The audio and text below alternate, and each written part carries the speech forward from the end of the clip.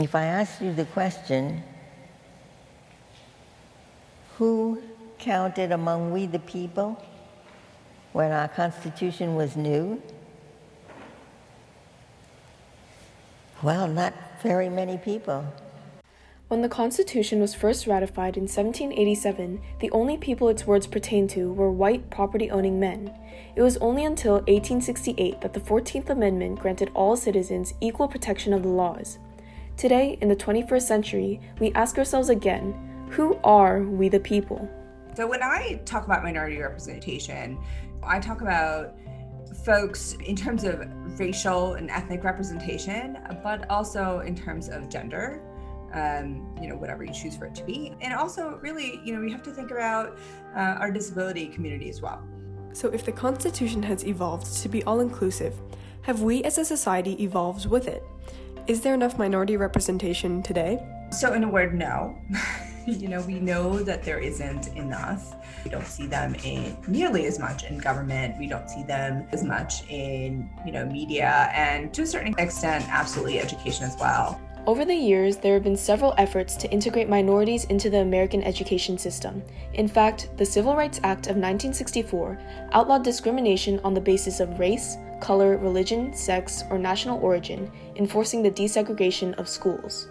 I think schools are doing good at opening the doors, but I think we're still finding challenges about how do we actually include our students in really meaningful ways that values and celebrates them and also keeps our own biases in check. Recently, there have been actions both towards and against making school curriculums more inclusive. While former President Donald Trump advocates for a traditional patriotic education, there have also been initiatives to include ethnic studies into high school coursework to better represent the student body. Students are interested where they see themselves in history. There's no doubt about it. If ethnic studies is looked at as an approach, within the high school curriculum, I think it's excellent to expose students to that. What does become challenging, I think, is just figuring out what goes into ethnic studies. It does kind of create the possibility that you could have a variety of ethnic history and lose some of the larger framework, or perhaps have some discussions about which ethnic history are we talking about. I think that we have to be cognizant of this more in the future as we go through various demographic changes in American society. And I think that there has to be connections between professional historians and high school teachers, elementary school teachers, and also the public sphere and popular culture. Just as education plays a role in shaping the views of students, media too influences our perceptions and perspectives. Bias in the media has been an ongoing challenge for minority groups as they have been misrepresented and underrepresented in film, social media, and even everyday news. We have begun to tackle this issue, but it's a change we must continue working towards. So I make a conscious effort to include voices from all backgrounds because these are communities that are often voiceless. That's why I got into this job. And I'm that connection, I'm that face, I'm that voice to these communities, right? So if we only see images of young Black men committing crimes or of Asian kids only good at math, right? There's gonna be a perception out there that that's all we are. And for a long time, that's what's happened. If I didn't exist in this newsroom, who else would put their stories out there? For too long, minorities have not been a part of the conversation. The recent pushes for representation in education and media, from the efforts to include ethnic studies to addressing stereotypes in media, are just the beginning. We need to push further.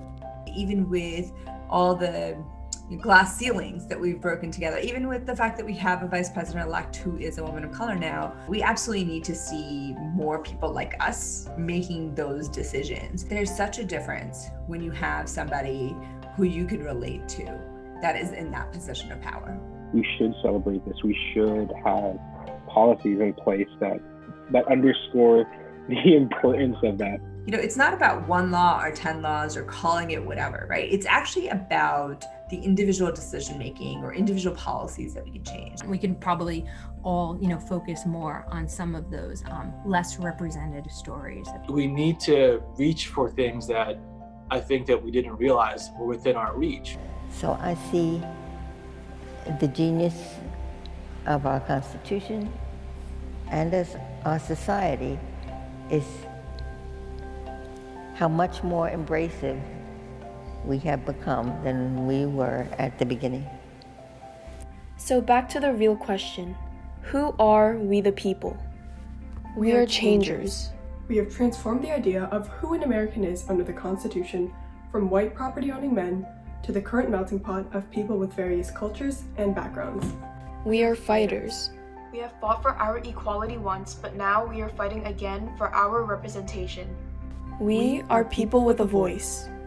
Now it is up to our current president to listen to these voices and help us make the change we've been pursuing to unite us and bring our differences together. Because at the end of the day, no matter who we are, we the people are one.